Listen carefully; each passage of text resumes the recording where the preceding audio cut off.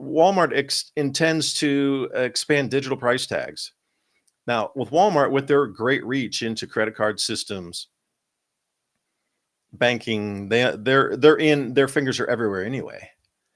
They already know what your social credit is, what your bank account is, what your credit score is, because their entire financial system revolves around that. And with the facial recognition technology, the minute you walk in the door, if they go to digital price tags, the price will change for you depending on your socioeconomic status.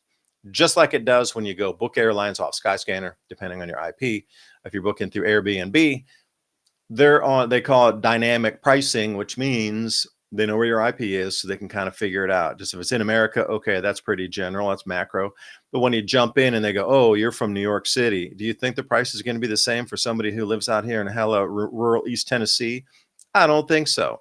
But this happens all the time. It should be illegal the way it's done. But now the whole movement of digital pricing and on-demand pricing, as you walk by each item, there will be cameras all down the aisles. And when you go and you turn and you want to pick something up because of your profile, and like I say, your earning potential or known income, that price will change because you'll spend an extra 50 cents on it.